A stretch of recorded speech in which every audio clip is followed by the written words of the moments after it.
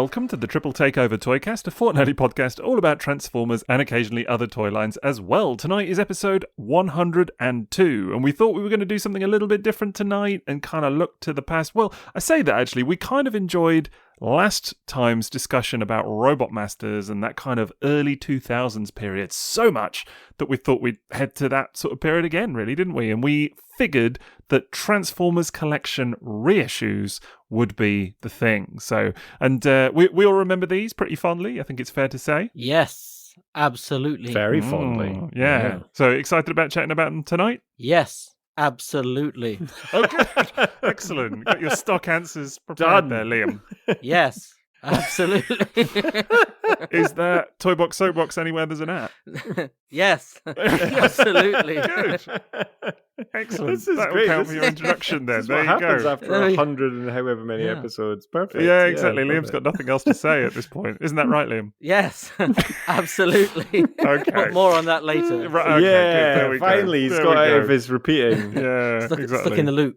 Yeah, What is exactly. it? It's a white hole. It's a white hole. I was just about to make that joke, and then I thought, yeah, but people on the pod, What word maybe, is it? maybe they're not going to get it. I don't know. A white hole? You know, I don't know. It's Red Dwarf, isn't it? People who listen to this get Red Dwarf by now, surely. You'd hope so, wouldn't you? If they've not seen it, they should absolutely go and watch it, is what I would say. But hey, you know, maybe we should do an episode on Red Dwarf. Yeah, No, I'm in for that. Yes, we should. Let's do that at some point. Let's do that Yeah. and not Yeah. invite James Roberts. I think he wouldn't speak to us again. I know, bless. Yeah. Of course we would. Yeah, we would. of course we would. He's a big Red Dwarf fan. Yeah. Also with us tonight, of course, we've got Jason of J Swags. How you doing? I'm doing very well, actually. Yeah, I've had a uber productive weekend. It's been 18 degrees up in Scotland, so it's sunny weathers. Whoa, that must be record highs in that part of It the world. really is. This never happens. It was very weird. I know you get your shorts out when it goes above 7, don't you? So I never do As that. long as it's shorts and not a kilt without anything underneath Well, it. I do as do we that. keep hearing about, you know. I know, sorry guys. Will it be TFN? Maybe it will be TFN, I don't know. Better not be whilst we do our panel. That's all I can say. I'll honestly. step way back.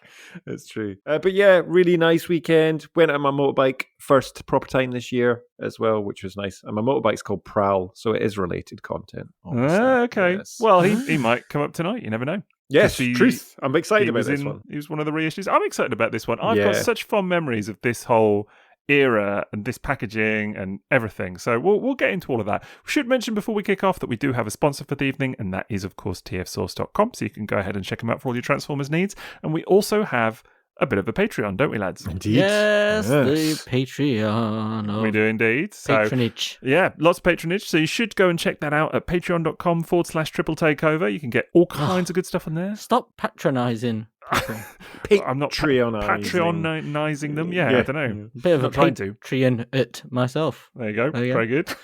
But yeah, if you want more of this, and why would you not, then you can go and get that at patreon.com/triple takeover. And there's 5 glorious tiers of stuff on there, all kinds of amazing things. We'll do a bit of a longer segment on that towards the end of the pod as well. So look out for that. Patron, Yeah. Patroff. Wax on, wax off. There we Okay. go. From the Karate Karate Kids. Yeah. Love it. You had to explain it, but it came good. It did come In the good. Yeah, I totally. thought it was going to be like Jason's Miriam moment for a minute. Oh, And, dear. No one can explain that. No, No, no, not one even can me. explain that. I still can't. Yeah, exactly. Just You one of tried those a minute moments. ago, and One of those moments. honestly, if you're not on our Patreon, then you haven't heard that. So you need to go and get on the Patreon Yeah. to hear what You that need was to. all about. Try and explain it to us.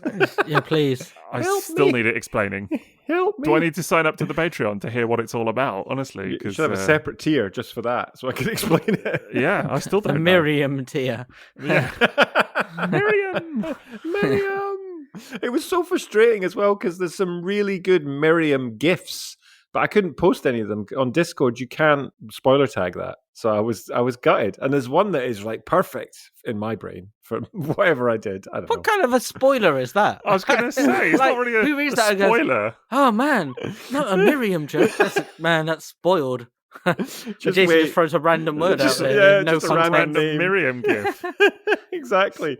That's What are the you story of about, my man? life. I feel like Jason is having this whole conversation in his head with this thing. I don't know. Like, it's just like some narrative that exists in your brain. That... This is the first time he's actually nailed down throwing out the curveball. Yeah, He just that really realised did. That's didn't what he? he's done here. Yeah, because everyone. The funny thing is, like, Kelly was just like, but that is what you do. And you just do these jokes that you've created in your own head that make sense only to you. And everyone else is sitting there kind of going, what just happened? You know? Yeah. That's So- the thing when you're listening and when you're doing it and you've got a podcast audience, you kind of need to take people on the journey a little bit, maybe. I don't know. That's the thing. Yeah. Or indeed, you two And us. co-hosts. Yeah. I know. Yeah, sorry. I thought you were having a stroke. I genuinely thought, I I was think like, oh we'll put no. it down to that. Oh no. It was. Yeah. You know, This is what happens. Something was going on. Sing Definitely. into my So- name. Sorry. Anyway, Miriam aside, it was quite the moment. But Transformers Collection reissues, this was hot stuff at the time, wasn't it? This was big. When these came out, this was like the stuff, the essence, wasn't it? Yes. Can you confirm date with me? Because I think it I was can. 2000. Here we go. And Oh, gosh. to Well, that's 2005. Which That's diary were you good. on this time?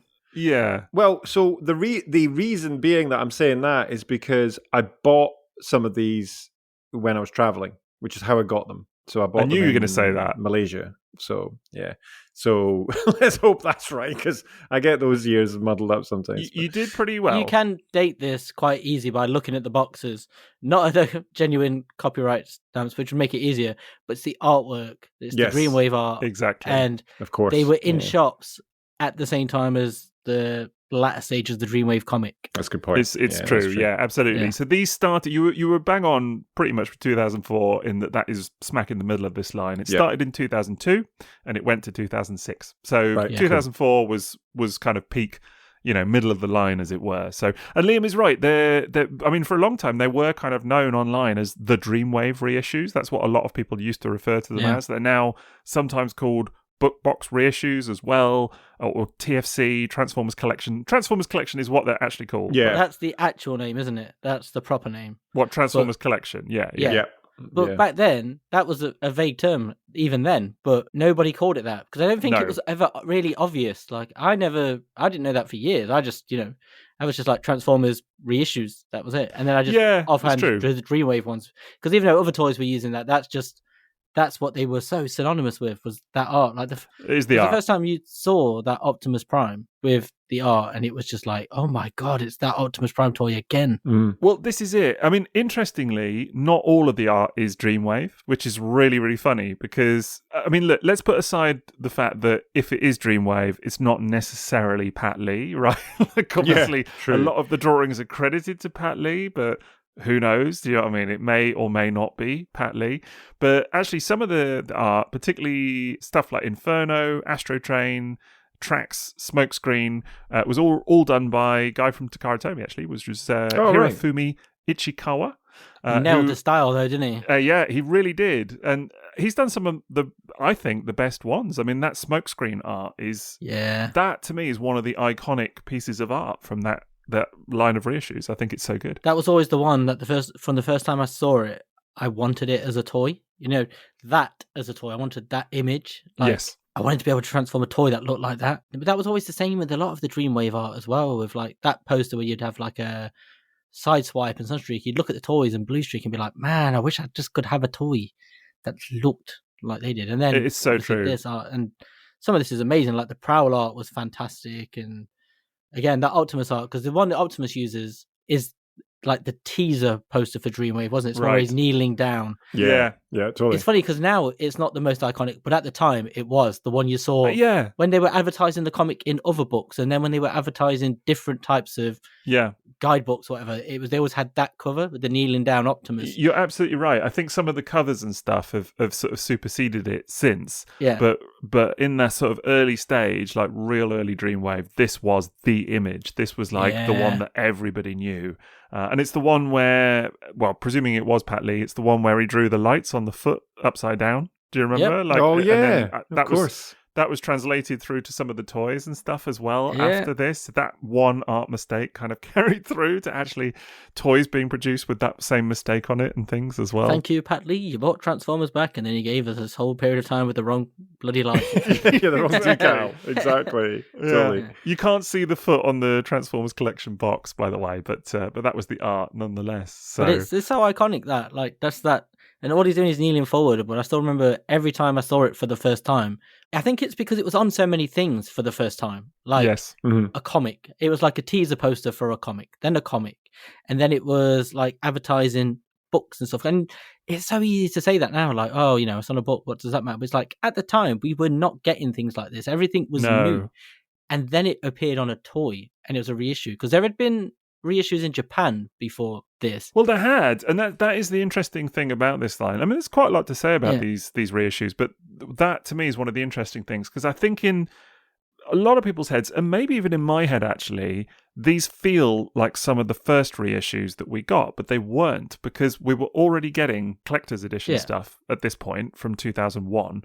And, there had been reissues before that even. So it's not like this was a completely new phenomenon, I mean, even some of the toys that Transformers Collection put out had been reissued before in some guys. So it's not entirely unprecedented that they would do this, but there was something about the way this was done that just felt so different. And I think a lot of that is the book boxes. Yeah, and I think you're right about how a lot of people see this as the first reissues, because I did. But I think you have to remember the time. This is when this starts, is what, 2003, 2002? 2002. Yeah, so that's when this starts. And it is really important to remember, like, when these first came into shops, a lot of us, like our age, would have seen these for the first time. Like the Japanese stuff was the earlier stuff.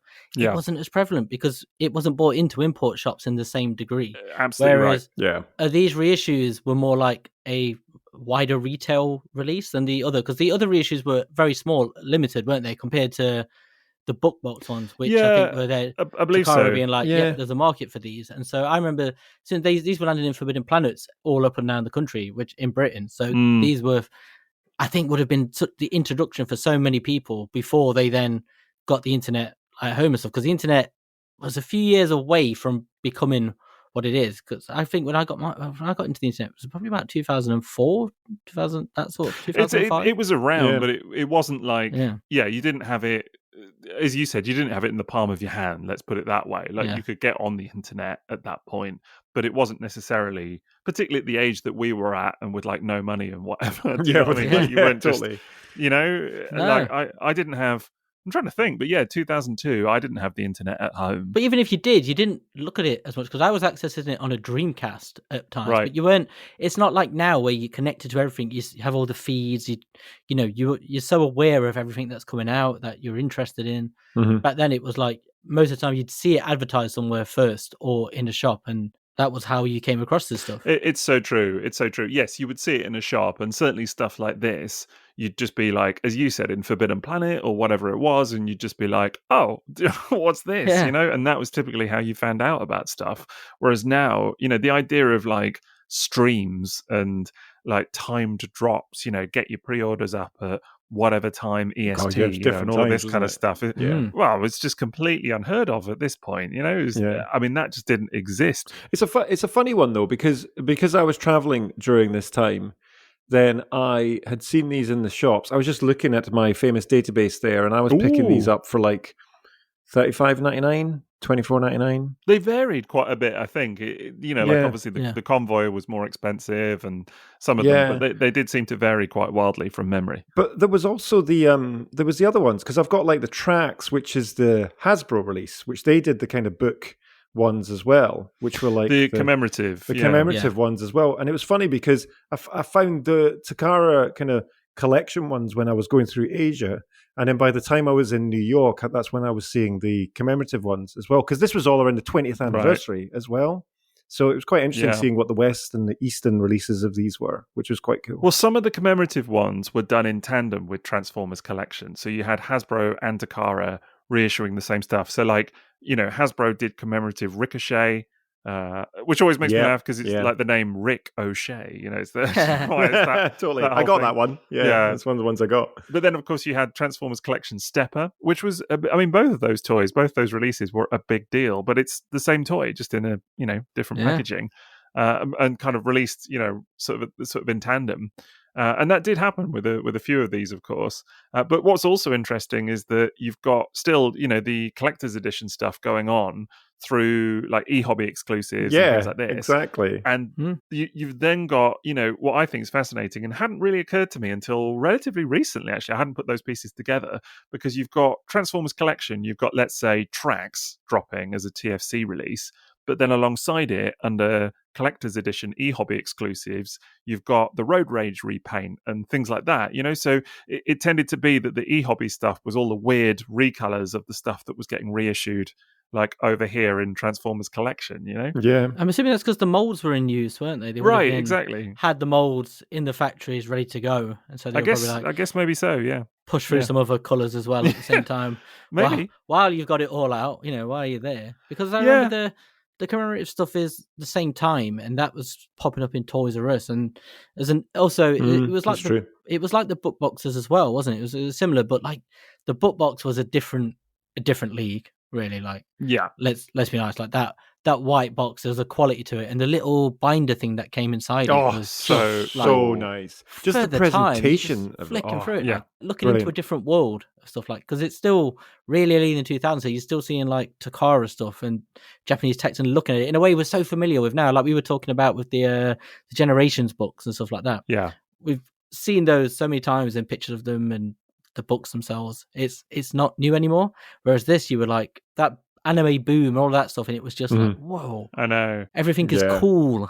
Yeah, it was. It sounds really like a dream exotic now, doesn't it? The idea that there was like reissues of original series toys happening 20 years after the fact, and the first release, the Convoy, included a ring binder that then you got subsequent little like filofax pages, basically, that you could tear out of these little booklets. And sort of put in the little ring binder and kind of organize. Yeah, I love the filofax. Oh, totally. I don't think I've ever have I had a filofax before? Not in many years. That was my first database, paper database. But yeah, I mean, you got all kinds in there. You got character profiles. You got pictures of the toys. You got little checklists and stuff. So like, I don't know, like the throttle bots or whatever. There'd just be like a page that would be like pictures of the throttle bots randomly and being like, tick them off or whatever. It was just such random stuff in there, wasn't it? All in Japanese, of course. Yeah, but keep in mind as well that there was a whole experience to this, I found, which was like, it's the Velcro sealed box, which you could open in the shop. So there was two little bits of Velcro on the side that you open up, and then you could get access to that little ring binder bit and have a little flick through that and see the other stuff. So it gave you the nostalgia vibes for like looking through the catalogs you got in the West with all the different figures in it and stuff like that. So true. But and the other thing about this as well, that quite a few of the figures were how they were presented. So I distinctly remember Jazz being presented top down in its alt mode, weapons around it, and it was so designed. It was so designed, and it was it's cool. It was really cool. Like aesthetically, it looked amazing, and there is. If you have them, they are proper bookbinder style. If you have them next to each other, there's so many. This is a great line where you could easy buy 3 versions of the same one because of how you'd present it, because they look stunning in the box, just on display. They're a hard one now if you pick them up. I mean, they go for quite cheap. Yeah, it's not crazy. Yeah. I'm saying, I always do this. I say, oh yeah, they're quite cheap. But then actually my understanding of that is maybe like 5 years old or whatever. Do you know what I mean? So don't necessarily quote me on that. But certainly at one stage, a lot of these you could get for, 25 to 50 quid kind of territory. Yeah, not that anymore. Right. Maybe bounced a bit, but they're quite a bit more than that. But still not hard to find. Yes, they're available. That's the thing, right? They are available. They were for a long time as well. They were always quite reasonably priced. Like I picked up quite a few later on. Like at the time, I remember picking up Prowl specifically and Soundwave were the two I remember very specifically getting at the time. Because I remember when I ordered Soundwave was during the height of the old SARS panic. Do you remember that? Yeah. That was a thing. And because I ordered it from Hong Kong, it had to be checked separately once it entered the country. Oh, really? Because of the SARS virus and all that stuff that was going on. What a time. Yeah, what a time indeed. But like there was this whole thing, like when we saw when these came out, there was very perfectly timed for us at a certain age, like entering the early 20s and having money for the first time. And this is the toys from our childhood. And then they put in this new box that has all this lovely stuff like the Japanese art, but also obviously, like you say, that the information that we couldn't understand or read, but we knew it was important and looked cool. And then in this presentation, but the boxes were embossed as well. Do you remember like the front? It's got that lovely sort of thick corrugated cardboard, and then the embossed logo and the picture. It's the kind of packaging you just don't get anymore. No. Like I'm not meaning that in an old man or in my day. I don't mean that, but like you genuinely just don't get packaging like this anymore. I would love to see it again. So nice. But it's really important, like that time, because the way they took those toys from our childhood and represented them to us, it's like they reframed them for us as now these are adult collector things. Well, yeah. Exactly. It's now in a different space, and they reframed that by putting it in the box and that layout in that sort of package. You automatically handled it different to when you were a kid, when you ripped out of the box and that's true. You weren't doing that, but it completely reset, I think, and rewired my brain at how I looked at Transformers from then on with those toys, because but mostly picking up G1 stuff was from junk shops, so they were still the kids' toy from the box. Yeah. Whereas this, once it came in, it was very much a whole package and thing, and you didn't want to do anything that sort of knackered it. That was my first sort of conditioning to that. Yeah. So that's a really good point, Liam, because I was just going to say that a lot of these figures, when I picked them up, it was because I'd been looking on the likes of auction sites and only finding like a Soundwave, which was heavily plane worn, and they just weren't in the best condition and stuff like that, and they weren't expensive at that time either. It was kind of affordable, right? They weren't a lot of money, but having one in good condition was what I wanted, and in a box, that's what I was after. So when these appeared, I was like, go buy that instead. That's way better. This was my first Soundwave. This was. Me too. I remember being so excited to get it, because I had Blaster, because it was one of the first things I ever ordered from eBay, and this was also, it wasn't one of the first things, but it was in that first couple of years of eBay. And I remember it's coming from Hong Kong, and it cost £40 shipped. Wow. And feeling like this was expensive. Yeah. That's a sum you'll never surpass ever again, So they come over, then I'm going to open it. Yeah. Some white powder's going to come out. I'm going to get SARS, and my eyeballs are going to fall out of my head and melt. Something like that. Fortunately, that didn't happen, but yeah. But they are, when you look back and you think of the price, affordable. But I think at the time, I don't think they were as much because of the age we were. For so many of us, it would be like first job territory. And oh, no. 25, 30 something quid. Yeah. Then you'd still be like, And G1 toys, secondhand or what have you, were not expensive at this point. It's not like, it's not like getting a G1 Soundwave. I know a lot of them were knackered, but it's not like they were unavailable or any of that kind of stuff. Agree. It's a long time ago now, but still, yes, there was something about the presentation of them that I think made them special. And I mean, what I was going to say before is that, about unsealing them and stuff, is that even now, when I've picked up these much after the fact, there is something sort of so special about the way that they're presented, as you guys said, that does kind of make you feel, you kind of think twice about lifting it out the box, because it's so well done that it feels special. It feels like a sort of little package in itself, and I think that it hit right at the exact right time, 2002. And I think if they'd have done the reissues then in the classic packaging, which was also happening, by the way, because Takara were doing that. They'd reissued Six Shot, they'd reissued Hot Rodimus, or Hot Rod, and they'd done all of that in the original packaging. Yeah, I got those as well. Yeah. So that was happening from Takara, but I think there was something about this in new packaging that just, as you said, Liam, it made it feel like an updated thing. It kind of reappraised the whole... what are we doing here? It reframed your perspective on what these toys were, and I think that's also how we view them, because that's just how collecting goes. It made you a collector of something. I think that's what they kind of instilled in you, that these were collector's items and not toys anymore. But it's funny, like you said that about the packaging, like there was the versions coming out in the vintage style packaging, the collector's edition, but at the same time, Hasbro were doing the commemorative editions, and they had the same sort of boxes and the same sort of inserts in there, because they were top down, had the plastic. Trays, the things laid out where you could see the weapon trees and all of that sort of stuff, but they didn't have that same feel. But they're the vintage colors, like the black and red, yellow sunburst. But they didn't. It felt cheaper, and it's not like a knock. It did feel cheaper. Nice, it did. But when you got these, there was a feel to the packaging, and I think Takara made the smartest move in doing them in a completely different color. The white box with something. I agree. Completely. Yeah, it looks so cool. It pulls them away from that, like, from that toy connection. I think it's funny when you look at them like side by side, because I've still got some of the commemorative editions, and I think I think one of them came out first, didn't it, before the white book? So some of them did, yeah. I mean, Yeah. commemorative ran from 2002 as well, so it was the Yeah. same time. I'd need to check specific releases to know if one came Yeah. before the other or what have you. But Well, yeah, they're in the same ballpark, aren't they? But it's Yeah. just funny because we've got two of them, and you're like, I can feel the box is cheaper, but it's not just that. It's like just looking at it, even though it's got all of the vintage iconography on it with the proper logo and stuff like that.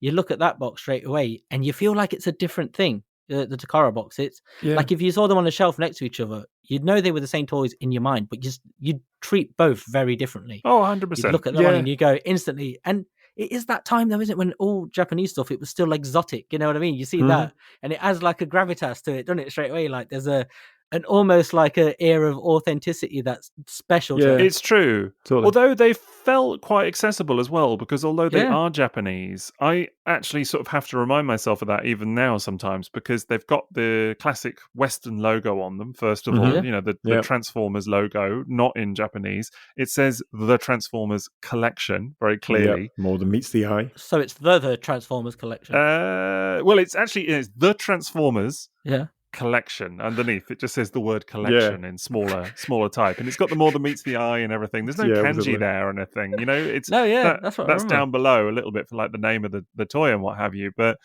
you could look at them and on first glance you might think that this was Western packaging, is the weird thing. Yeah. The thing is though, I think what you're saying there, Liam, as well, was that because as I said, I've got the Hasbro one, I've got some of the Hasbro book box ones, I've got some of the Takara collection ones, but the Takara ones, they had a premium quality feel to them, finish to them, as you're saying, Sixo as well. Yeah. That's the reason you kind of thought, do I want to take this out? Because it was thick cardboard that you're doing when you popped it open. The shells were just solid. It was like double thickness cardboard, isn't it? Yeah, it really was. Exactly. It just and so it's solid. The embossed and actually there was a relief, actually, wasn't there, to some of the text? There was. That's what I mean. You rub your hand over it. It's textured. Yeah, like it was such a lovely feel to that as well. And I do remember when it was tracks that I got in Toys R Us in New York in Times Square, and it was the same year that I was buying the Takara ones as well.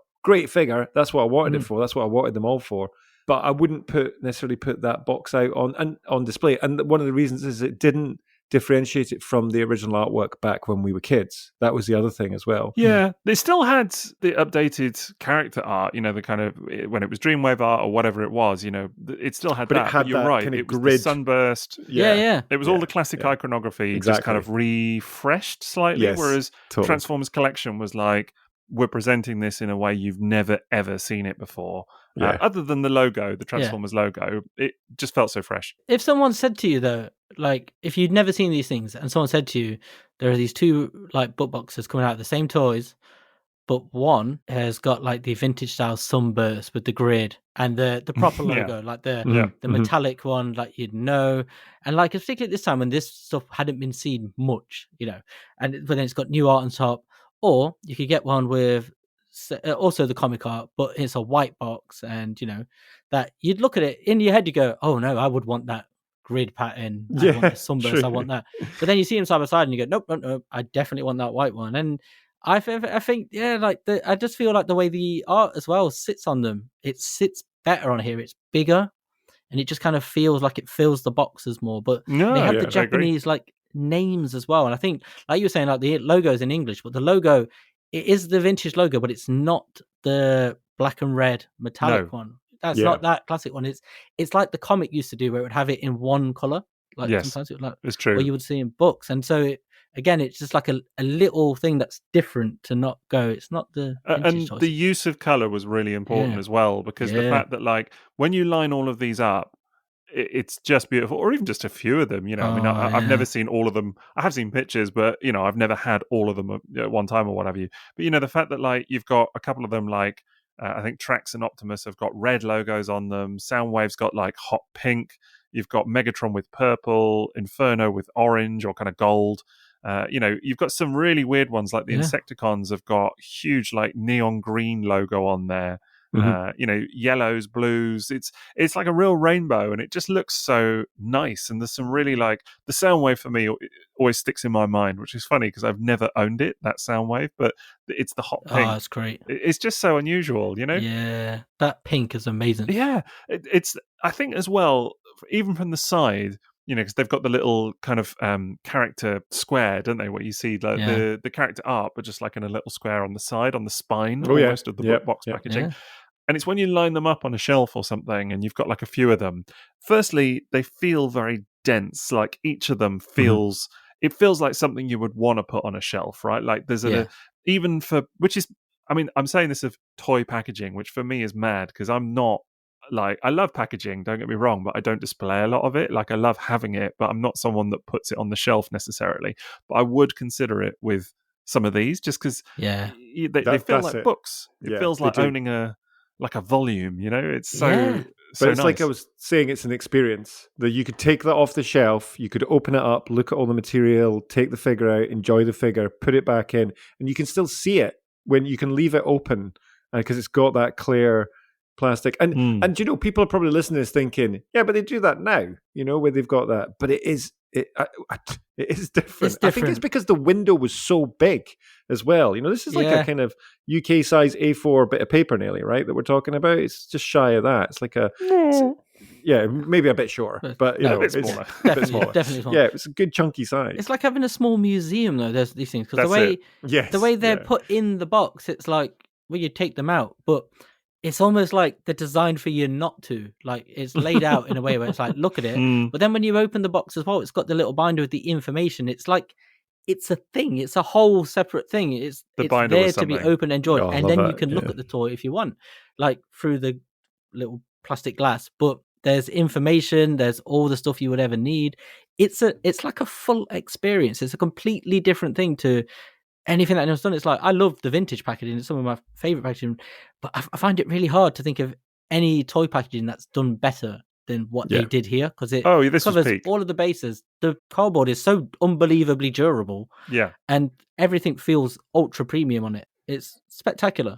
I don't know that we'll ever see the likes of this again. Honestly, this was just a real moment in time, this packaging, and it is what separates this line from everything else because these toys, none of them are particularly unusual. Like there are some oddities to some of the releases, like the White Astrid train and things like this, and there are definitely some notable things to say about some of the releases themselves. Don't get me wrong, of course there are. Oh, good. But it's not the first Starscream reissue ever. It's not, like things like that, or the only one. It's not the only time Inferno's ever been reissued. It's a great one. Yeah, don't get me wrong. The absolute best. It is, and a lot of them are really great reissues. Absolutely, but I suppose what I'm saying is that they're not in and of themselves unique. Some of them, yes, they are the only time they've been reissued, like Cup and things like this. But there's nothing standout necessarily about the toys themselves. They are just more G1, but it's the way they're presented that I think is the ultimate USP here, I suppose, is what I'm trying to say. It's the ultimate thing that sets this reissue line apart from anything else. Because I would say, to be honest, Collector's Edition, from my experience, is one of the best Takara reissue lines because Collector's Edition. And I want to get the naming here right for people listening because it's confusing and I still get confused. You've got Transformers Collection, which is what we're talking about today, Collector's Edition, similar-ish name, and all C's and stuff, but it's very different. Yep. And that, to me, they're some of the best reissues because of the quality of the plastic and the quality of the materials, way better than Encore, typically. Which is very hit and miss. Very hit and miss. Screw you, Trailbreaker. Yeah, right. Yeah, totally. Oh, yeah. Even the jazz, very poor. Yeah. Some of them are very poor. The Encore reissues. Some of them, some are good. Some are good, but some of them are very poor. But Collector's Edition was an incredibly solid line for the most part. But the presentation of it was so dull because it was just these uniform, red and purple boxes with no character art on them. Even they were just generic outside sleeves. And the only way you could kind of identify them was the presentation of like a little character card inside the clamshell. Yeah. So that is 100% different to what Takara were cooking with this. And that's the big difference for me. Takara's perspective for these is fascinating because it's like the early peak of the curve of the things they were going to do. Like, because you look at the way they put these out, you can tell that they are putting these out with a very different mentality to what they do now and what they'd done before. This was very much the way they were looking at the G1 toys. Were like, okay, we've done some little reissues. These have been fine. We're going to put these out now, and we're going to put these out almost like museum piece. We're going to put them out to people, and they would get this. That they're all extremely special, and it's really important to remember. Like, we can talk about how many reissues they are and characters now. They're so ubiquitous, aren't they? All of these, like, you can get 3 different versions of Trailbreaker, or there's 10 reissues of Optimus Prime this year alone. You know what I mean? These things are, but then each time one of these would come out, and the same with the commemorative reissue, it was the first time we'd seen this toy since 1980 something. It would be like, since the Gold Box Classics, and and that's what it was like. And some of these toys, it was like the first time we'd seen them over here, and I think there's this kind of thing that Takara would do in that I miss, where it was like a real special deal to them. I think it was very obvious. This whole way they put this together was almost like it was the first and the last time. Like, if we're going to do this is going to be really special, not realizing that a few years down the line, Transformers is going to be so big that they're going to be able to just knock these out all of the time and do it cheaper, make more money. Here, they're like, no, it's do it at premium, do everything at a premium, because it's probably going to be the last time, or the last time for ages. And it wasn't.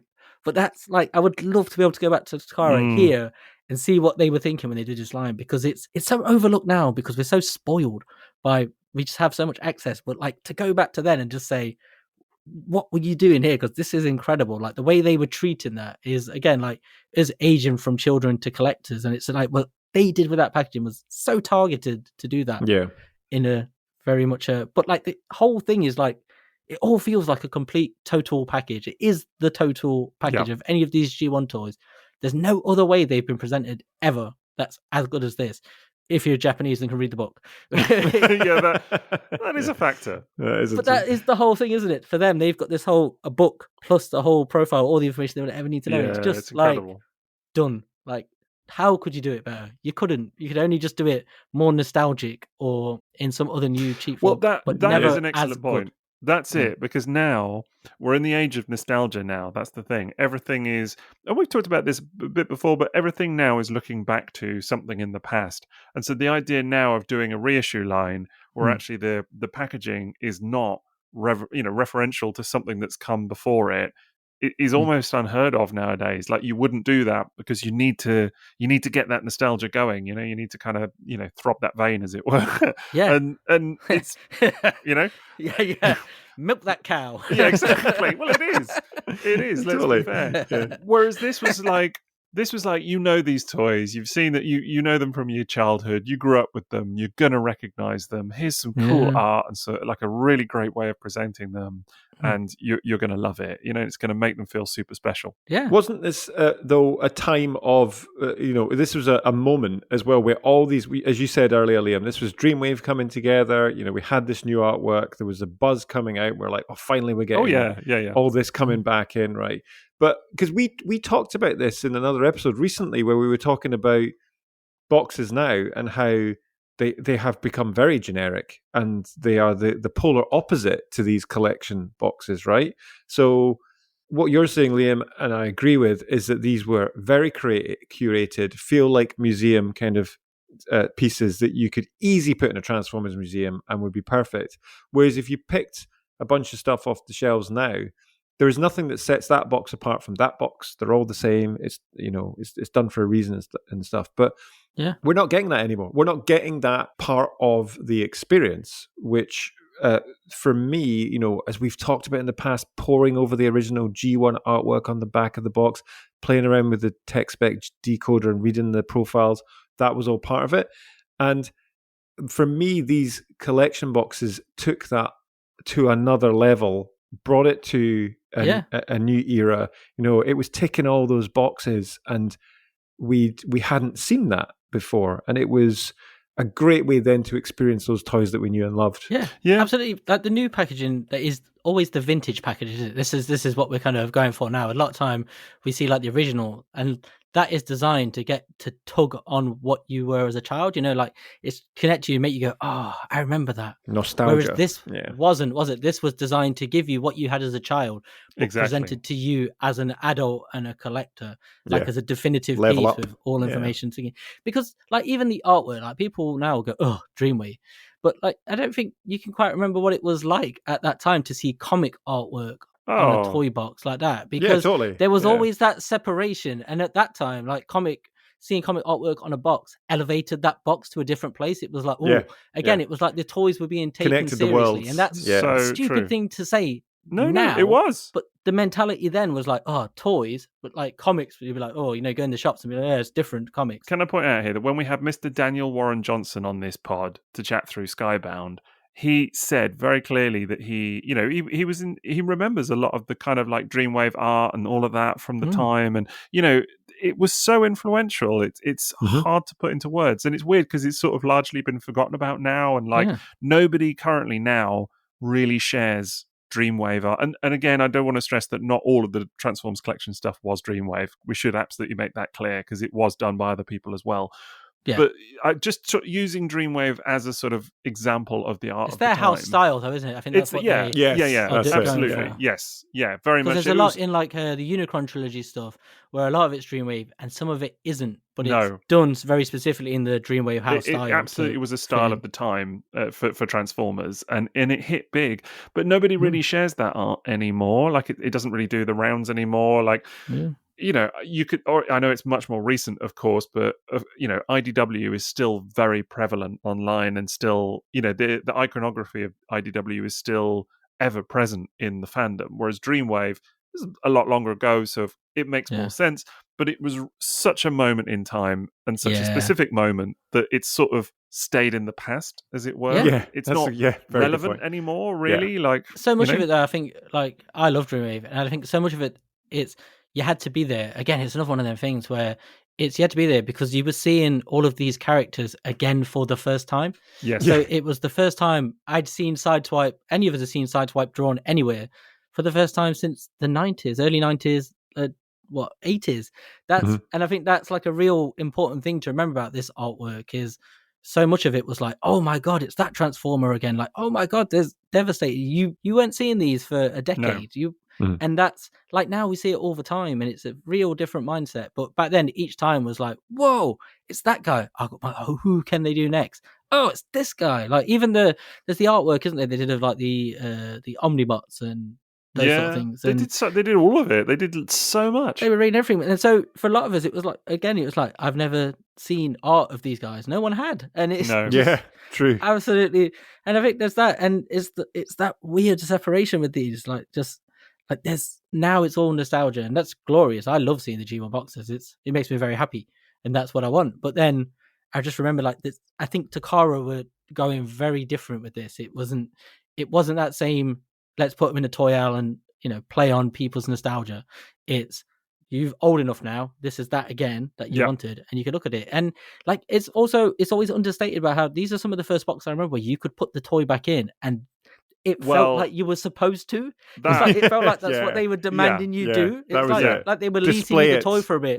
You can take it out, have a quick look, but you've got to put it back. There was that feeling of it. But they again, the way that you kind of almost would want to display the book boxes on a shelf, as books, all of that lent itself to that feeling of like they could go back in the boxes and stuff. Have you ever seen the way that you sort of, it does tell you this in the instructions on the boxes, by the way, the way of displaying them so that you take the cardboard inner, because it's kind of like a tray, isn't it? You take it out, right. It's like a little cardboard tray with some detailing on it and things, but you can actually reverse the tray around. You have to cut the tape, but you can fold the flaps back and use it like a little display stand for the car modes and stuff. Have you seen this? That's so cool. Yeah. I have seen it, but I'd forgotten about that. I didn't realize that was when they'd first done that, because they've done that now in the studio series, haven't they? Yeah. I've got a pic here. You can see it's from our dear friend Maz, of course. There you go. Yes, that's right. Yeah. Oh my goodness, I'd forgot about that. If Hasbro or Takara did this now, like people would mock it like crazy. Like, it looks like crap. Like when they did the cardboard hammer with whatever it was. And everybody's like going mad, and you're like, The It's a iconic free hammer. cardboard hammer. You don't have to do Yeah. anything. You can just leave it in the box. Yeah. But it's like for us at this time, because like we weren't having collector stands and things like that. This was like, whoa, what is this strangeness? Like I this is know. crazy Actually, and cool. the one that got me recently was that someone had shared a picture. If you know MP2, Liam, MP2. Was that before Magnus. MP3? Which It was before, format? yeah. Codec Really? was that using? It was, yeah, MP3. Well, MP3 was Was that Napster? the fact that MP3 wasn't a sound wave, I think, is a real shame. I'll tell you that. Like it Yeah. was right there, and they made it They missed Starscream it, instead. yeah. But no, MP2 Magnus, when that came out, MP2 Ultra Magnus, the masterpiece, and it obviously has the little cardboard trailer in there as Yeah. well, and that you kind of slide out the box and build into a little trailer for the White Prime. And someone shared a picture of it, and I retweeted it or whatever. And there were comments on it, I swear, that were like, Yeah. "What the is that?" And it's like, no, cardboard come trailer. on, this is awesome. Like, yeah, it's a cardboard trailer because we loved that stuff at the time. Yeah, you know? That's what I Exactly. mean.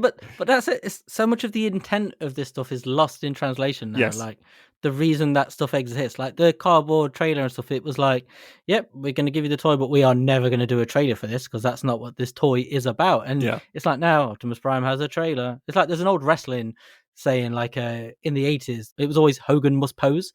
This was a thing where at the end of every WWF show, even like the small house ones, they'd have to have Hogan out no matter who was biggest Right. or whatever. He'd have to be out at the end and do all of his poses and get the crowd cheering because that's what the crowd were there for. And that's kind of like the same context here. It's just like everyone's now like Prime has to come with a trailer. It's like Prime must have a trailer. And it's like, well, you know. I know it's not the subject for tonight, but I thought it was interesting with the new MPG 17, the new Masterpiece Optimus that's we're seeing pictures of and stuff, and people are very cynically going, oh god, I wonder when they're going to release a trailer for it. It's inevitable, great, isn't it? But that's the thing. So the expectation now is so different, I suppose, and that's why I mention it. It's the kind of juxtaposition of those two things, where now you see a Prime toy with no trailer, and the sort of cynical attitude is like, oh god, they'll just do it separate, kind of. Yeah. Oh, Reminder: you don't need to buy it if it does come out anyway. Absolutely. I mean, and to be fair, they will. Let's not get down that rabbit hole. As we saw with MPO1 later. Well, yeah. But that's the thing. You cast your mind back 20 odd years, and the idea that we would ever get trailers and that kind of stuff as for some of individual these items. things, oh my god, do you know what I mean? It's just like totally. mind-blowing. And we're there in the age of cardboard trailers because we're just like happy to receive stuff, and that is where these reissues sit, is in that point in time, where actually we don't have everything on tap. We don't have the internet necessarily to learn about all of this stuff. The movies weren't out, right? That's a good point. Yeah. And Transformers was in a good place, and I always want to make that caveat at this point that we were on a big rise, like a huge rise with Armada coming in, and that Armada was a year later than this, of course, but still Transformers was doing well. But it was the start of the boom. It really was. It was the beginning of the boom. It was the B. Yeah. It was the we're right the buh at this point, yeah. Not yet a full boom. Guile had said Sonic, and the boom Sonic was boom. following. Yeah, exactly. We were just at the buh. But it was a big deal. The Baja men. Sure. All Who let the dogs out of Prime's trailer? Oh my god, you had to mention that, didn't you? This guy Spy and Roller just looking for the dogs everywhere. Yeah. Explore. Find the dogs. Find the dogs. Just hunting. What's happening, man? That wonderful piece of musical history aside, I just think that, you can't underestimate the context with which these reissues landed and just how exciting and different it was. And, the idea of displaying them in a certain way, it looks ridiculous now and maybe a bit hokey, sure. But it was so cool at the time. Yeah. Yes. Absolutely. It was special. It's really underappreciated how, everyone slags off the movies, but you think about how much money has come in, and so now we expect a trailer. We expect all of these things, and it shows you how these things were viewed by not just the public, but the companies themselves, where it was like, we can't really sustain putting out a trailer for MP1. And that was like the mentality we all had. It was like, remember, it was always the classic, wasn't it? It was like, they'll never do proper combiners again. They'll never do 4 separate limbs. It would always be, when Energon did symmetrical limbs, it was 2 of 2, wasn't it? And it was like, that was the closest. And there were always these, they will never do this because it's too expensive. Whereas now, it's so popular. They are able to do it all. Yeah. It's just absolutely bonkers, and I think that's what these boxes are, in it. That point in time, that perspective. Exactly, and I think you give it enough time, inevitably you're going to get the things that people are saying, oh, they're never going to do that. But this is the whole thing, and as you're saying, Sixo, this was the jumping off point, and I remember vividly how excited I was because we had Masterpiece, we had these collection sets, then we had the book, as we talked about, Hasbro releases, the Dreamwave comic, all of this stuff picking up momentum, and it was like a new dawn for me for Transformers, and the fact that we could go and see this stuff, the fact that we're talking about this 20 years later as well, and these are still very desirable, very nice presentations of these figures, and we've had so many versions released since as well. Actually, I would say that some of these collection reissues are some of the superior versions of these toys. Honestly, I mean, you've got in here. We're not going to go through toy by toy or anything like that, but there are some that are worth mentioning because, for example, I mean, firstly, this was the first Target Master Hot Rod and Target Master Cup that was released in Japan. This was the first that's mad. That's the amazing. First release of those versions in Japan, which is incredible. That is Here's incredible. a question: Was this the first toy where they recolored the flame sticker on the side? Because it's red, isn't it? It is, and they had done it for that. Magenta. I think it was, They tweaked it before, I think, maybe, but yes, it was very different for this Ruined. release. Yeah, there are some funky things with that. I mean, like I really like this Hot Rod. I've got all the various reissues of Hot Rod because it's like my favorite Transformers toy. But this is a good one, as we know. Right, well, of course. I mean, if you're going to have all the Transformers, you may as well have all of Hot Rod, no? But it's kind of it's in the whole complete. Everything. So perpetuating that, isn't it? Really? Yeah. I mean, it's not true, of course, but never mind. Well, but a little, it's not though. It's not at all. But it does still have the funky thigh stickers, that grate. So when you put the thighs up and that kind of stuff. But there's some really amazing ones here. I mean, like skids, for example. If you want a nice skids, this collection reissue is, for my money anyway, absolutely the way to go. It's really, really good. That's fantastic. You've got the white Astro Train that I mentioned earlier, which is a brilliant variant. I mean, maybe you want to track down the Takara original because it's the classic Takara toy colors. Maybe you want the original classic version, but this is an excellent release of it, honestly. The Minibot set, it's got the Bumblebee in there, it's got Gears, it's got Power Glide, Warpath. That's a fantastic set as well. The Insecticons, like if you're going to get a vintage set of Insecticons, just get this one. Honestly, all three of them look superb and they're really well made. You really couldn't ask for better.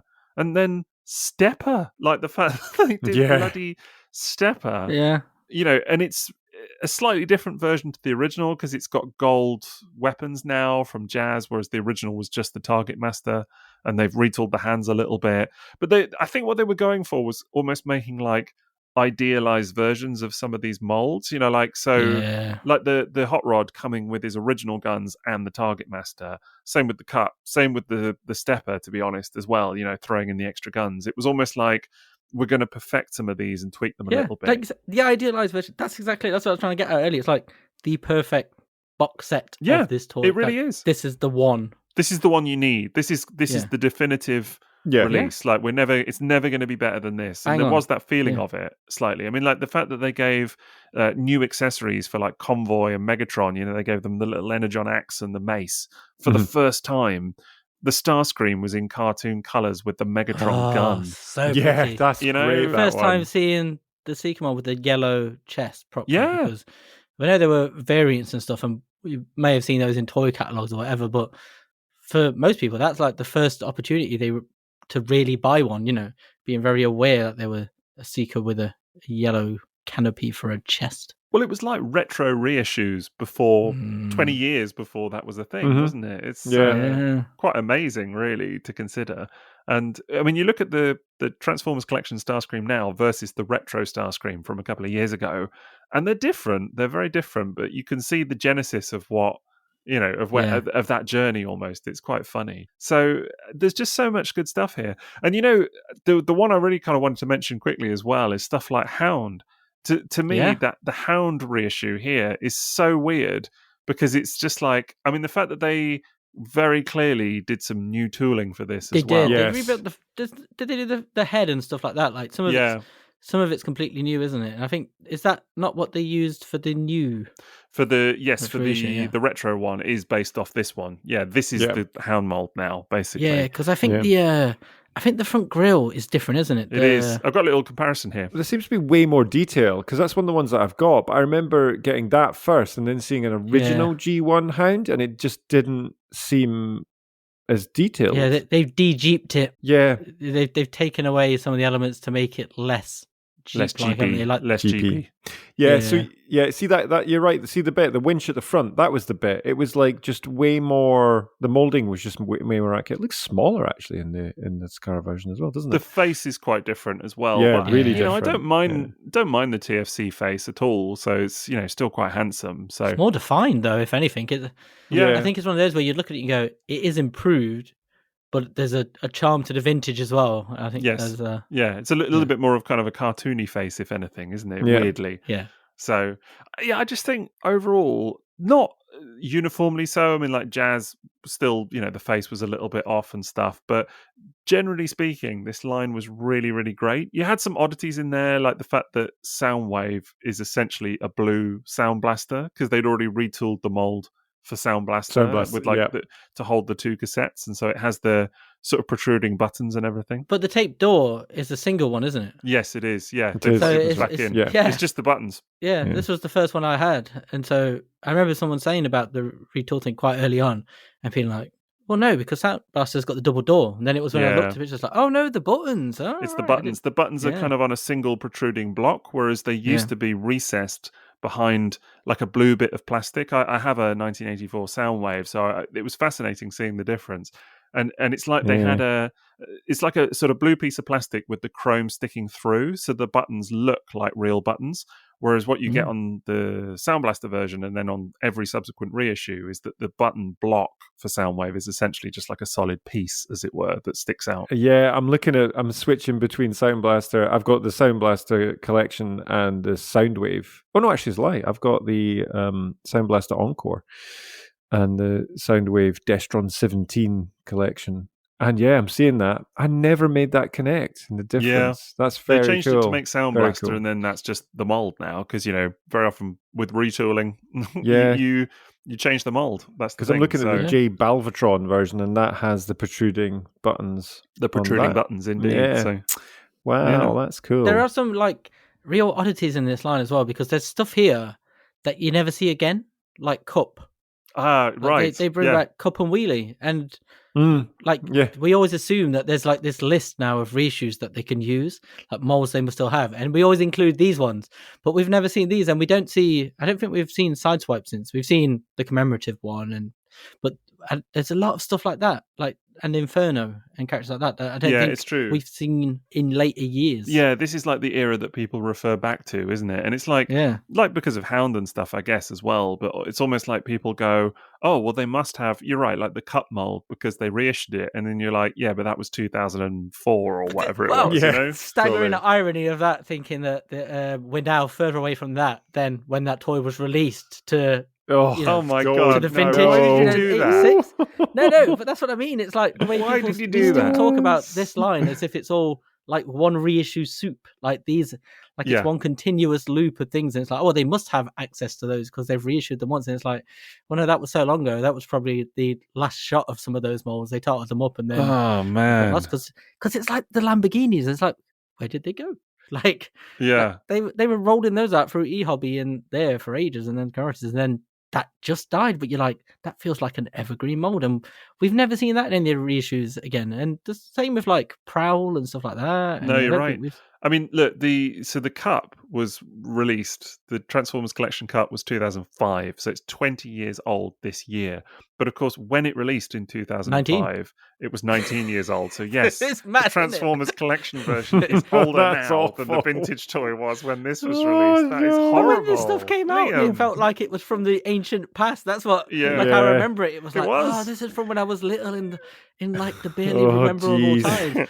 From Now I the look old back at the book box times. as like, Yeah. wasn't that last year? No, I No. resigned from collecting. This is too traumatic. Oh no. Sorry, guys. I'm just going to go and crumble into dust if you Yeah. don't mind. My knees are already doing it. They're already Oh, yeah. several steps or Yeah, no mine more made a steps. ahead of horrible you. clunk earlier. That wasn't pleasant. Totally. Oh, That God. creaking noise you keep saying you're hearing from my chair is not my chair. It's my It's knees. your My knee. knee. Yeah, I can believe it. Get your WD-40 on it, mate. That's yeah, what I say. exactly. But we had Cup/Share. Yeah, yeah. and Wheelie, and it's such an odd combination, like those characters. And then it's funny because you think back to that time when that came out, and I remember there were people going, "Ugh, not the movie Transformer toys.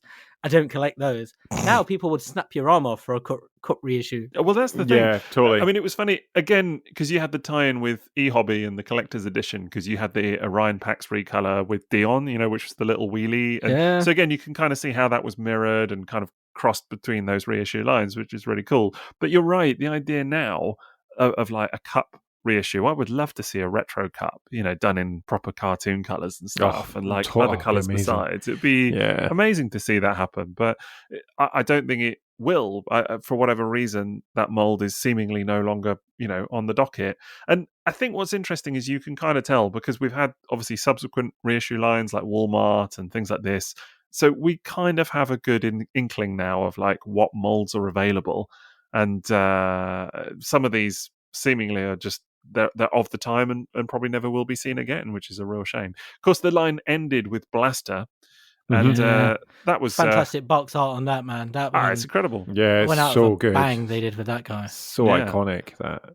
I just think it's funny though that of course Blaster seems to be the death knell for any of these reissue lines. Like it's true. like as soon as you reissue Blaster, we're done here, lads. Yeah, maybe we're that's out why they now, did it that's retro. So, although that Yeah. is what, is retro still going? We're Yeah. unsure about that, aren't we? Yeah. Well, the Walmart reissue line, I think the last one was Blaster as well. So it's Yeah, almost like totally. he's the one to turn the lights out, and then Oh, was it? It was, yeah. It was, Yep. yeah. yeah, that's not what you want. You don't want to reissue Blaster, but no, look, I mean, all of them felt like a breath of fresh air at the time, but I do think, to kind of bring us full circle, I do think that it was just the presentation of the line, the little booklets, the ring binder thing, The the time. art, the time, Yep. the just the love that was clearly poured into all of it, just to make it feel special. It was special. Yeah, it was a celebration it was. for the 20th. Really good. Yeah, Lightning in a bottle as well. It's like it's all of these ingredients come together in a way that it's impossible to do now. Like yeah, they can do Yeah. reissue lines. They could probably do better than this, but they will never have that perfect soup of Yep. what all That's these it. elements that were like Yeah. mixed together that made this. Like the thing of all the kids from G1 were just entering adulthood at this time, having Yeah. money, and then the packaging, all of this stuff at once, and this was the first time seeing these toys again. You'll never be able to get that again. And no, it's true. I'm kind of envious of like kids who like that now really overlooked Transformers lines that will be forgotten because everything's so G1, and then in 10 or 15 years people will come back to them and be like, oh, these all the G1ers are kind of gone now. Yeah. Yeah, we've all gone This to is, dust. Yeah. they'll hopefully get their moment, or other toy lines. But yeah, this is just, you really had to be there to truly like realize what this meant, I think. I think that's absolutely it. And I'm not sure that we did at the time, to be No. honest. I mean, by all accounts, stuff like Stepper, for example, had it sold better, we would have probably Yeah. got a reissue Artfire, for example. and Yeah. stuff We like were this, supposed they planned I to, know. didn't they? Was it Yeah. Hasbro that planned to do it, and then the Stepper sales were so bad Yeah. that they pulled it, and we were this close, Oh, man. such a It just shame. shows you that, sometimes this stuff is maybe not even appreciated in its own time. I don't know. But it certainly was pretty special. I think we did know that. Not to go off on a tangent there, though, do you think that shows there's a kind of a sort of a finite appetite for reissue and stuff? Because we had the same problem with the Dino cassettes. Do you remember when Mhm. they made new molds and then put those out, and you would have thought those will go so fast, and then they were discounted everywhere because they just sat. And now we see a lot of reissues just sit. To be fair, they've done so many of them that everybody's got at least 5 of everything that they've done. But I'm wondering if there is like only like I think we maybe underestimate maybe how niche some of these things can be. Oh like no, Stepper I and, absolutely like think we always yeah. say, don't we? Like Optimus Prime is there because he sells, and I think that's so true of the reissue line. Like anyone they do will just go, but the obscure ones that everybody Yeah. wants, it turns out it's not everybody. It is a very small niche of us. I don't think you can overstate how niche a huge amount of Transformers stuff is. I posted this on Twitter the other day, and I just put something about, that people really kind of maybe underestimate how niche like 98% of the characters in Transformers are, because there was a whole thing with Daniel Warren Johnson getting critiqued because he didn't know who some of the kind of newer Transformers characters were. And the examples given were like Arachnid and Flame War, who I didn't know the name of, by the way. I was like, oh, I don't know who that is. I did kind of have a vague notion once I looked it up, but I couldn't have told you who the name was. Oh yeah, because we were talking about this, didn't we? Yeah. You were surprised when we were like, you knew who it was. Yeah. you knew who it was, but you're obviously more of a fan than me. So it just goes without saying. But do you know what that is though? Like I saw people tweeting about that at the same time. Yeah. And I was looking at it and some of the people doing it, and I thought, I don't think they realise that what they're doing is gatekeeping. It's gatekeeping, they're telling Daniel Warren Johnson, like, I can't believe he doesn't know this. How should I? And you're like, why should he? He's writing the comics. I agree. He was hired to write a G1 book, and he's writing a G1 book. It's, you don't have to like it. That's absolutely perfectly valid. Like, not liking it is absolutely a valid option. But you can't critique the man for not knowing stuff. I mean, what's he supposed to do? Know every niche character from every series from the last 40 years? Just it's... I don't know. It's a whole other topic, perhaps. But I do think that we can absolutely undersell how niche a huge portion of Transformers is, like most of it, actually.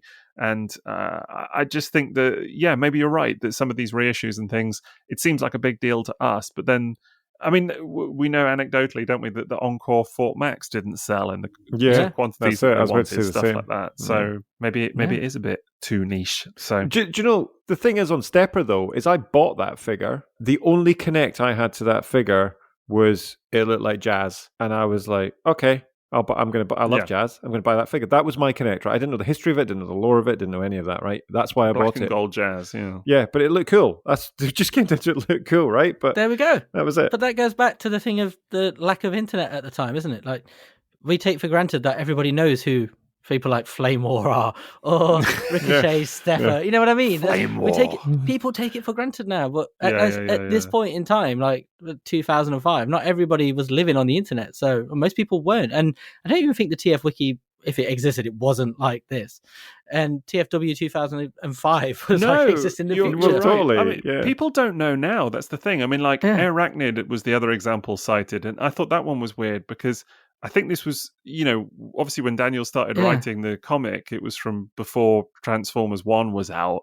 So what is he supposed to know a character who's nearly 15 years old from a cartoon where she was only in a handful of episodes? Yes, that's the niche of niche, isn't it? That's it. Yeah, totally. I mean, she's in Transformers 1 now, fine, but not at that point. So I don't know. It's also niche. It is, and that's like so Jason wouldn't have known who Ricochet Stepper is. Most of us probably wouldn't, and it's exactly just like those things they don't sell because people didn't know that people want the stuff they know. Isn't it?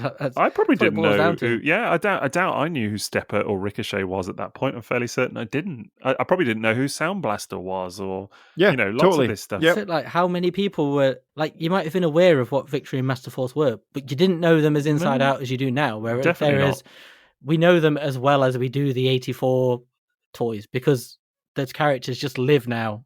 And we know all those things back to front. And that information is just, we've taken it in over the years through osmosis, but it's not knowledge we had at the time or really earned it that way until later. And so it's like at that time, I always remember like when the Star Saber Robot Master thing came in, and I remember I knew what it was, but I didn't know it well enough to have any kind of connection to it. But I thought it was cool and neat. But I remember thinking, it doesn't look like a Transformer. But I remember people in the shop at the time were like, this isn't a real Transformer. And that's what I mean. You say that now and people are like, wow, Star Saber. But you say that in 2003 or 4, and it's a very valid thing because they stuck him on one of the DVDs. And I always remember that one was clearance for ages. It was one of the very early releases of the G1 cartoon over here. it had the RID style Transformers logo. Yeah. And it had a picture of Starsaber on the front because it was a couple of episodes from season 1 or 2. And then it had like one episode of Victory on it as like a bonus, but they stuck Starsaber on the front. And I just remember my mate who worked in HMV at the time was like, nobody buys this. Nobody has an idea who this is.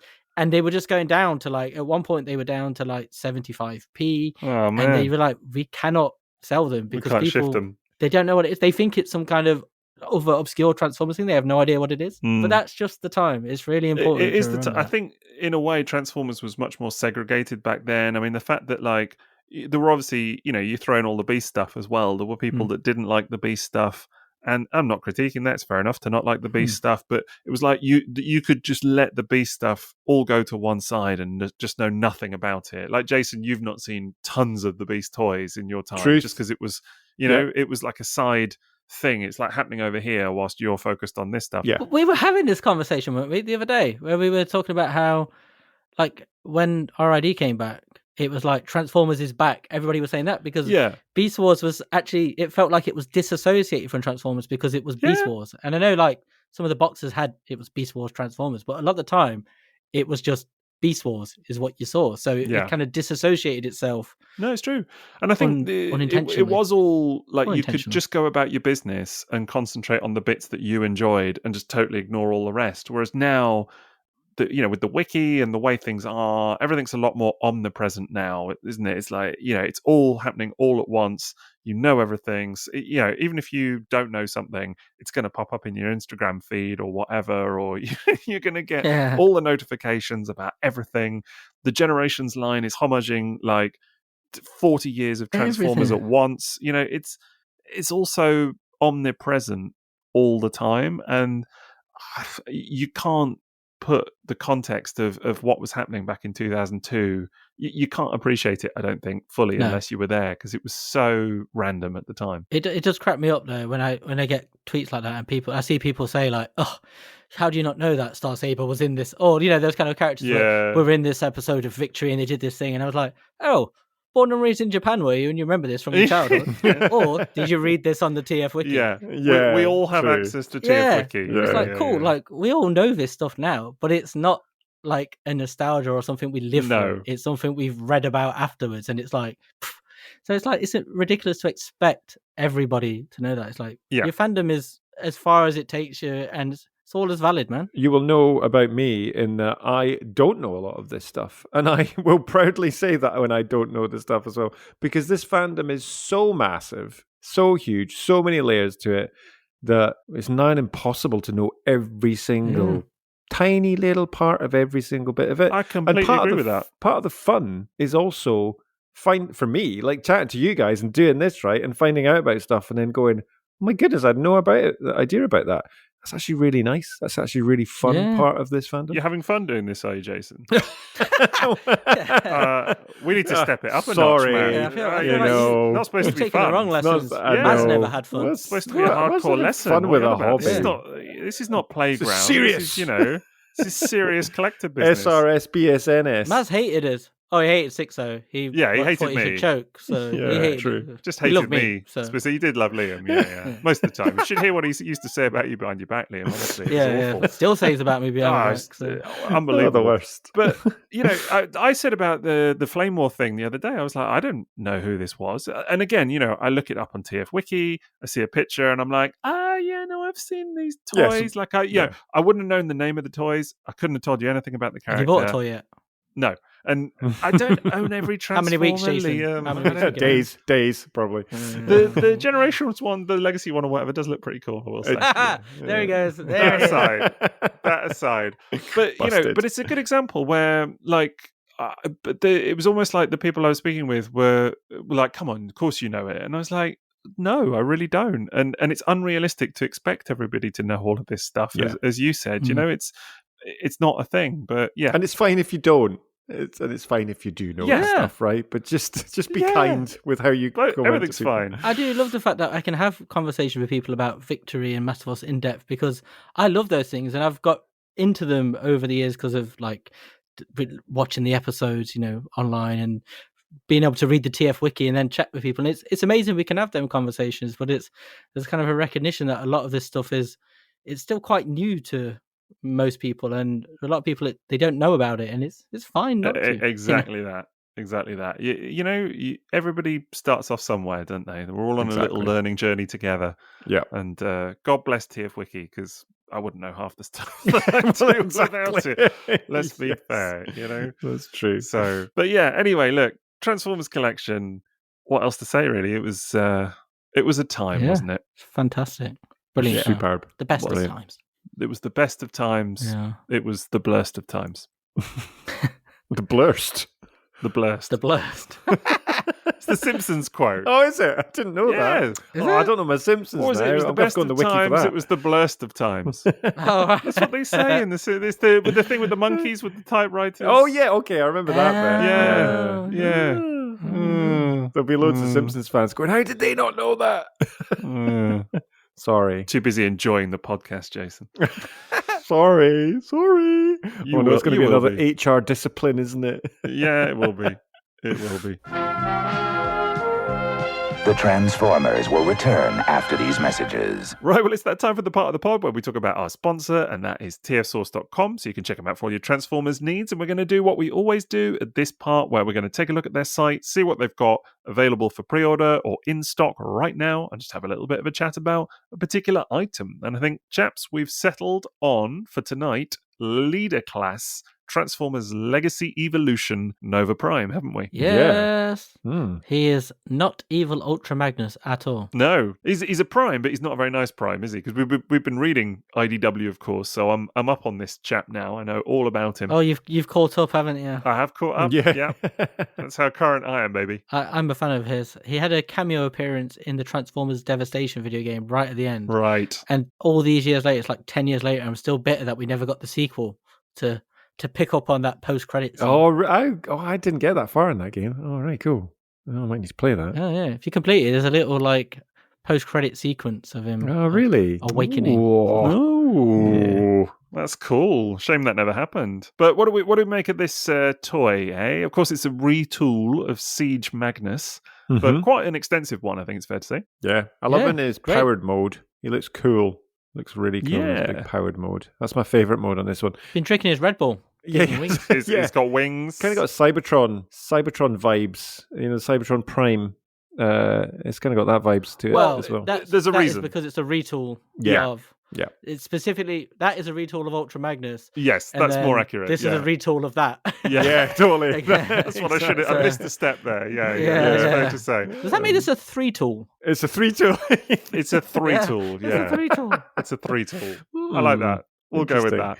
Yeah. So I have this. You may be surprised to know, or not surprised, I don't know. But I do own this. It's pretty nice. I quite like it. Is it nice? Yeah? Is it good? Yeah. Does it feel solid? Solid. It's very solid. It's fun. The only thing I would say is that the truck mode is great. The big robot mode is great.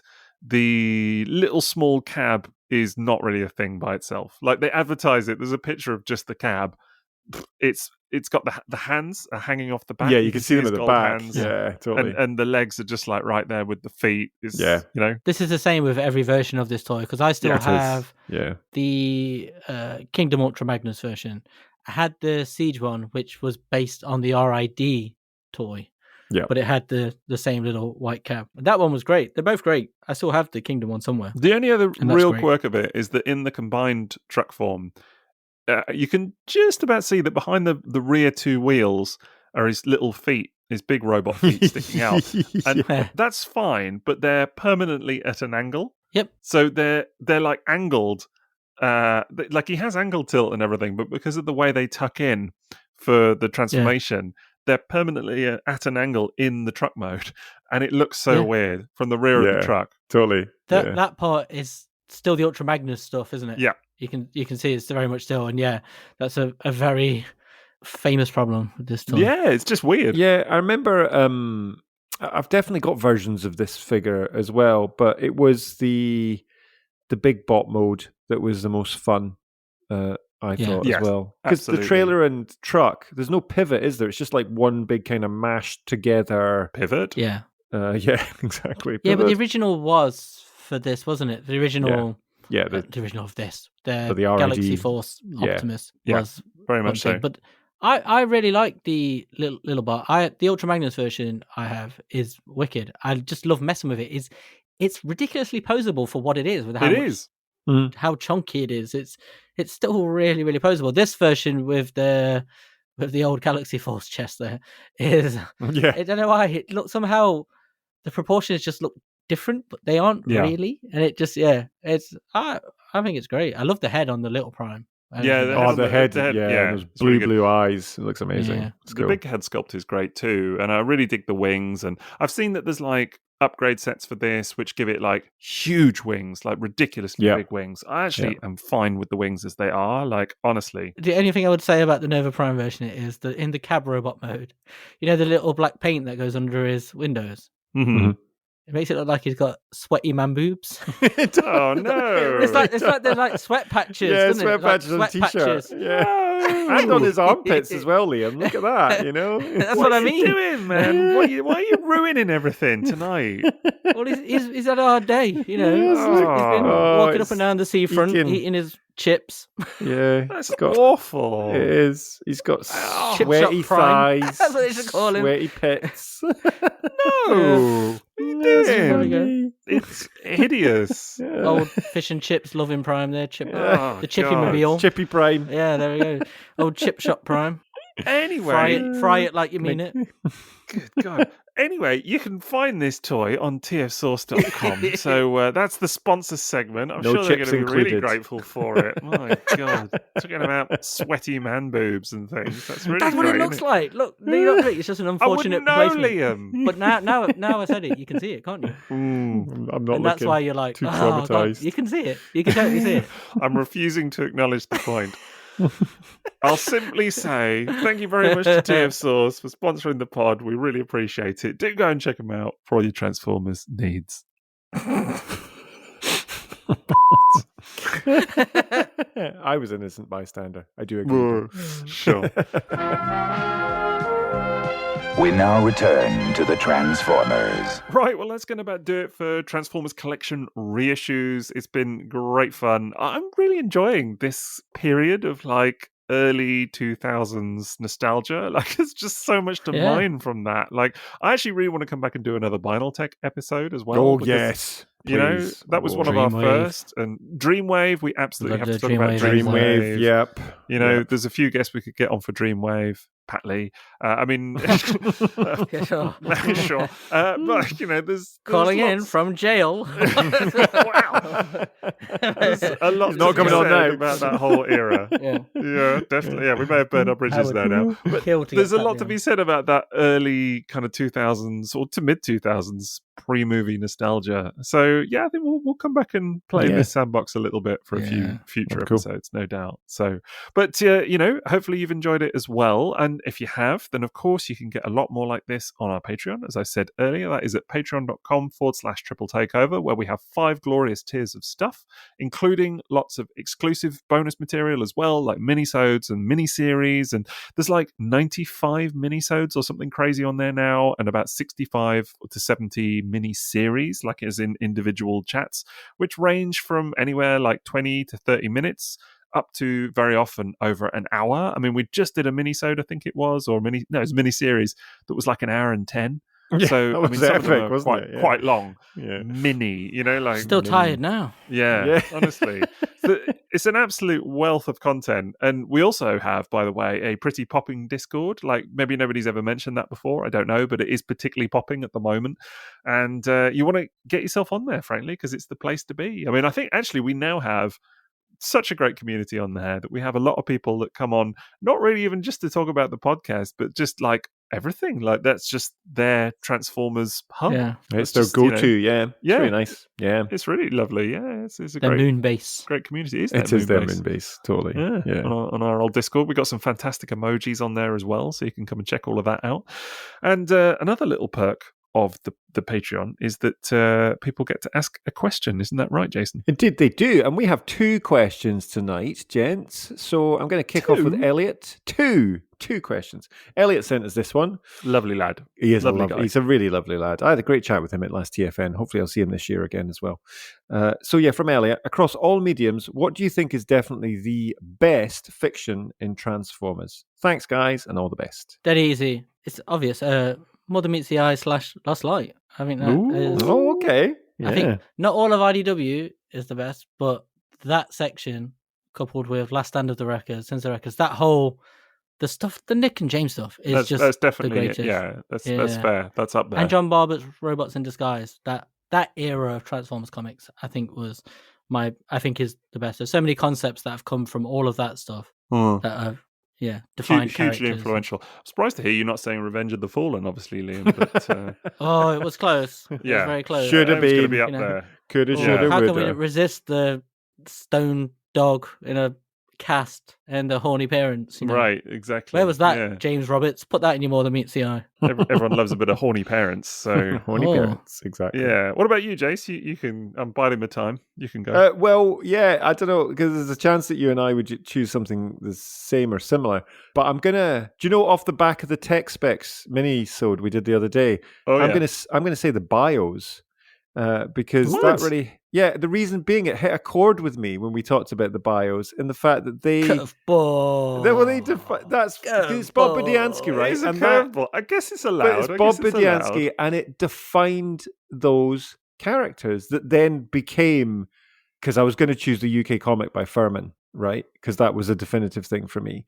But without those character bios, we would have then not had Bob in the comic, and then we wouldn't have had Simon in the comic. We wouldn't have had Nick and James and all of that knock-on effect. So I'm going to go with bios for a mini curveball. That is a little mini curveball. Yeah. I really don't know. Honestly, I think it's so hard because it's tempting to say the UK comic, the Marvel UK comic, because it's just, I mean, that to me, that was my childhood growing up. I thought that's what you were going to say. I thought that's kind of what I'd expect you to say, to be honest. That is probably it. Maybe Beast Wars though as well. Maybe Beast Wars is up there. I thought you might say that. Yeah. Okay, you choose Beast Wars. I'll take UK Transformers comic. Okay, we'll cover all the bases. Yeah, but you said the bios. I know, but I was giving him a gap in case. Oh, right. You were has that curveball looped all the way back? Yeah, curved the curveball. It was a boomerang. Who knew? Oh, God. Okay, you guys classic have J-Swags, having it both ways. Having it all, and the cake. I will stick with my actual choice of good stuff. Covers everything. I just thinking, man, I've never been as invested in Transformers characters and stories since I was on the cartoon, but for different reasons. It's dense and good material. Let's put that. Makes sense. Absolutely. It's exact. There's a lot of the Red Dwarf stuff in there, but it's it makes me feel smarter for reading it every time I read it. It's that kind of story where you come away and you feel like there's layers and there's so much. Every character pops off the page and feels alive. Well, it's no surprise. Blumin' James was on the podcast, and I was having to keep a dictionary handy to try and understand what he was talking about. I know that guy. Yeah, he's a wordsmith. Question 2, team. Go on in. This is from a friend of the pod on our Patreon, Matt 360 Verse. Lovely guy. Yeah, saw him at TFN Mini. Had a really lovely chat with him. Current Grail item. I'll go first because I've got the answer already. Yeah, go. Grand Max. That's my Grail. Really? Yeah, I don't have a Grand Max. Great choice. Yeah, I was actually going to say I don't have one, but then I was like, do I? So it's Grand Max. I'll put that there. Well, you've been on a bit of a Grail streak of late. I have. So I've got a lot recently. So you got to up the level of Grail. Grand Max is like, that's the triple takeover trip to Japan to get one. I feel bad saying this now, but I'm literally sat here and mine is looking right at opposite it. me. Yeah, I'm of course looking at it. Yeah. He's had to flex, Jason, hasn't he? He's had to flex. Flexo returns. It's a funny one though, because I've got Brave, and but it wasn't like, it doesn't have the same level of Grail that Bumble Jumper did. The Bumble Jumper was one that it's a mini but I always wanted. I think because that mold is different, so that felt like maybe that's what it was. I don't know, but having said that, I wouldn't, if I saw a good deal for $1,000, then I would max because I'm not going to spare $1,000. See, that's important. Therein lies the different definition of a Grail, isn't it? It's like there's a Grail, which is something that's special and it's so like almost unreachable, something you desperately want, which is a Bumble Jumper. or something nostalgic that you've always wanted. Whereas the Grand Max is something you saw later and you would really like one for a different reason. Yeah. That's a good point. Yeah, it's filling a gap in my collection. So that's true. So I don't really think it constitutes a grail. So I would say then, actually, I don't think I have any grails that I can think of right off the bat at the moment, which I'm quite pleased about. I think Grand Max is a grail item. Like, that's a legitimate grail item. That's what I mean. Like, okay, I do have a the grail. goalposts move. The more you get stuff, the grail, the definition changes. It Right, does. okay. Yeah, okay. It does. Yeah, I mean, you see people talk about like grails, and it might be, you see it online, and it might just be like an everyday retail item that they've not come across, and that to them is like a grail. True. And It's the word's been changed now. It's now literally, what is the thing that I want most now? What do I want? Yeah, that's basically what the grail means. In that case, then just more money, actually, because I keep spending it on grails. A loft conversion. How's that? Exactly. More space. What about you, Sixo? I think mine, it's not, okay, it's a bit of a cheat because it's not actually a Transformer, but it's probably that Bonaparte Tulkas. Yes, that's a good one, Dorvac. Actually. Yeah, it's not a Transformer, but that... No, that counts. Just That's been looking for one for blooming years. Do you know what I mean? A nice one. So yeah, that I've come close a few times, but that it's never been quite right. Yeah, that's cool. So that's probably the ultimate at the moment, just because it really feels like I've worked hard on it. I've spent a long time trying to find one, and it's not materialized. So that's a proper work has gone into this grail. So that's cool. That's cool. We have to get Maz back on soon, because it's not the same when I, or Jason says Tulkas. He says it. He has a way of saying it. I used to always get him to say it. He says it like in the same way, like the hyenas in Lion King say it, and he go Mufasa. That's like when Maz says Tulkas, I'm like, ooh, say that again. It's ASMR. This is another tier, isn't it? Right? Yeah, bring that back. Well, we're working on getting Maz back on. It may happen before too long. We were close, weren't we? But not quite. Well, we nearly had it. We nearly had it, and we will again. It absolutely will happen. Yeah, totally. So, but until that day, Liam, what's your grail? Oh yeah, I know Sixo is like just shooing me away. I don't get a grail. Oh, have you not done yours? I think he's not done his grail. No. I'm keeping it right, don't worry. My grail is Maz. Oh, that's really sweet. Oh, that's nice. Yeah, he'll be somewhere now doing that outrage face. But, he will. Exactly. Then a volcano will explode. Yeah. Okay, so in the interests of definitions of grail, like legit holy grail in terms of unobtainable toy above all other things. Diaclone Blue Streak. Come on! Yeah, I mean that is the very holiest of grails. Yeah, that's next level. That's Cloud Cuckoo Grail. That is. Yeah, exactly. Yeah. At the minute, toy highest at the top of my wants list that seems to be rapidly moving in a direction of travel price wise, which I don't like, is Rotorstorm. Because I sold mine a couple of years ago. It was starting to turn green on the back. The blue. Fair enough. So that makes sense. I want to get a real nice Rotorstorm. I had a spare one, but I gave it to my son. It's now residing at the bottom of his toy box. So he has broken the rotor, sadly. But oh no! I glued it back together. Yeah, that was a few years ago. He was a little bit more little. Wee, as you would say. I think I saw it last time I stayed in his room. And you thought, could I take this? Will he notice? Yeah, exactly. I'd like one of those again, guys. He does play with it, to be fair. He does love it. So, and it's an all-time mold. So, of course he does. Full set of Turbo Masters maybe is probably the larger grail to get those guys again. Good goal. Yeah, Hurricane and Scorch are the other two I need. So. Nice. That's cool. Well, there you go. That was some questions. So thank you very much to our patrons for doing that. And we do have many, many more. We've got quite a list of Patreon questions to get through, so we'll keep them coming.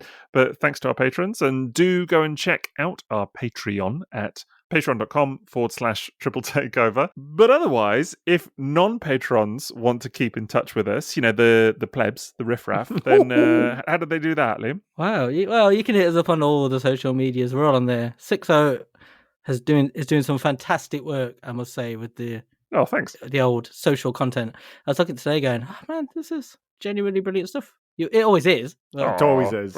Man, go on there, go follow us, go share that stuff, like it. Yeah, he'll do more. I will do more. And Sixo can be found on all of the social media now because he's free again on Instagram. I am free. Yeah, I'm He's universal, on baby. stuff. Yeah, you can check You did me out. a video on Bumblebee recently on your YouTube? I did. I've done some more since then. I've just done one on Solus Prime. I've done a little video. Yeah, go and check me out on YouTube. I've got some videos on there. Yeah, that Roboson YouTube was doing well. It was good. Was it? Yeah.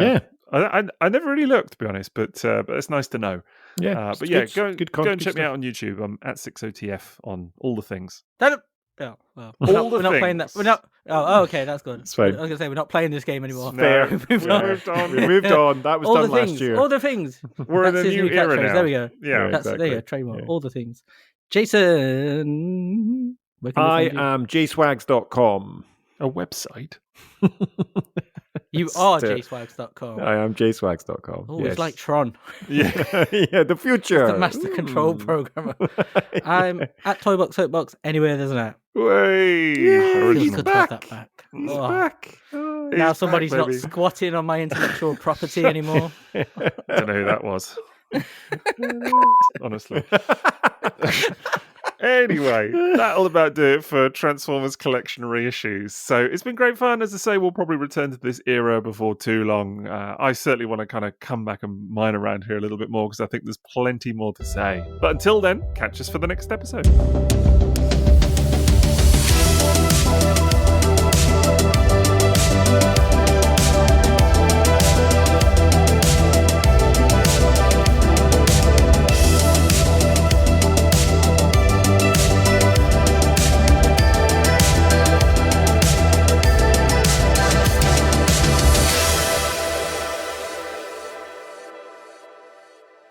You closed that box lid. Yes, I didn't did. you? The Velcro sound.